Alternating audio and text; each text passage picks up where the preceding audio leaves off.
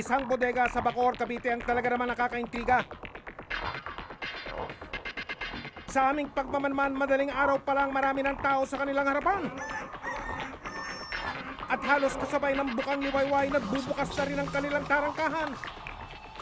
Usually, pag dumating ka around 5 a.m., meron ng mga nag-aantay doon hanggang mga 7:45. Iba kasi maaga pumupunta eh.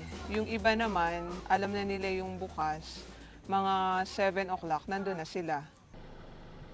Ano kaya meron? Nang hindi na kami makatiis, pinasok na rin namin ang bodega. Sa loob, isang masangsang na amoy ang sumalubong sa amin. Maya-maya pa tumambad sa amin ang maraming tao na parang may inuusyoso. Kaya naman nakisiksik na rin kami sa umpukan. Excuse me po. Nang makita namin ang kanilang pinagkakaguluhan, muntik na kaming maduwal. Dahil natutukan ng aming kamera ang mga nagkalat na mga bangkay ng chicken! Sa aming kuwa, nangingitim na at hubad na mga ito. At sa malamig na sahig lang sila nakatambak at nakatumpok. Naku po, bilihan pala ng manok ang aming napasok.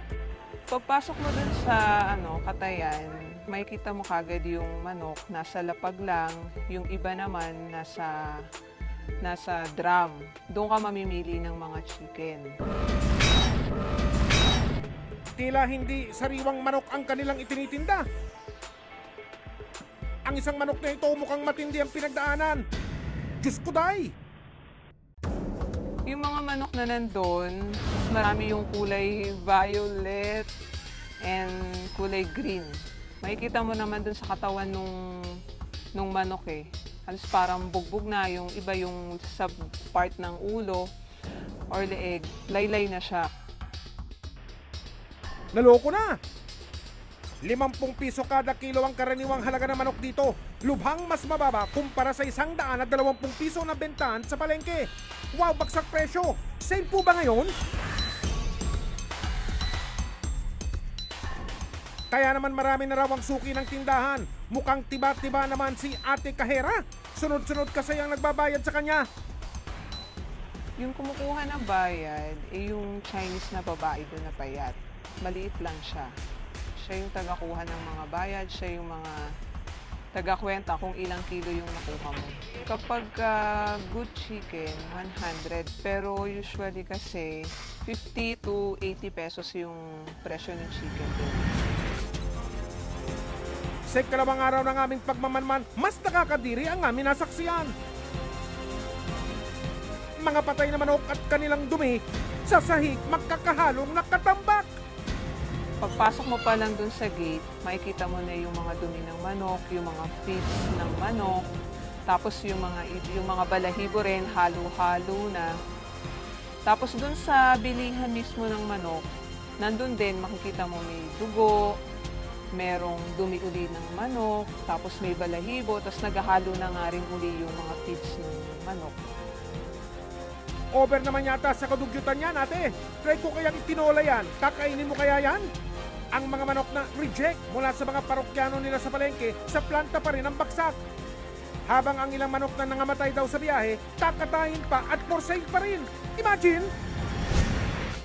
Sa mga sumunod naming pagbisita, parehong eksena ang aming nakita. Mga customer na loyalista, mga manok na tirik na ang mga mata, ibinebenta pa. At mabawang lugar na nanggigitata. Wah! Ang mga manok mula sa planta, kumpirmadong double dead pala. Ang tao makakakain daw ng manok na ito, di malayong magloko ang sikmura. Pwede siyang ma-food poisoning, kagaya ng pagsusuka. Yun po ang maramdaman ng tao na makakain ng ganitong klaseng uri ng karne. Sa ikalimang araw ng aming pakikihalubilo, nalaman na namin kung saan dinadala ng mga customer ang pinapakyaw nilang mga manok. Yung mga kadalasang parokyano nila, ayon dun sa mga nakausap ko, yung iba dun, bumibili lang ng pang-ulam, tapos yung iba naman pang-karinderya. Tapos meron din silang parokyano talaga na ginagamit din pang negosyo.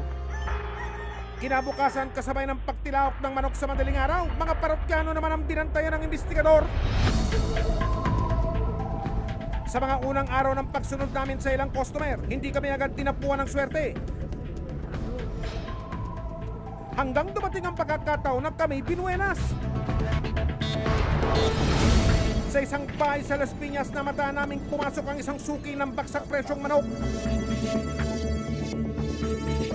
Hindi na namin siya hiniwalayan.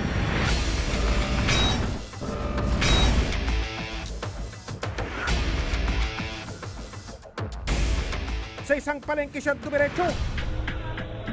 Maya-maya pa, may naamoy kaming nagluluto ng katakam-takam na ulam. Minamarinate niya yung chicken, tapos nilalagay sa harina.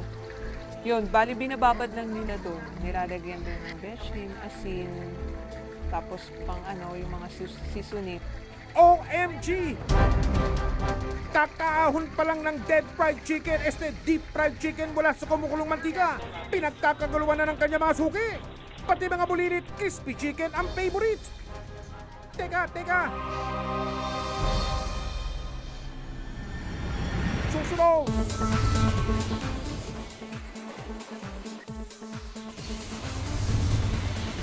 Paano may bibenta namin yun?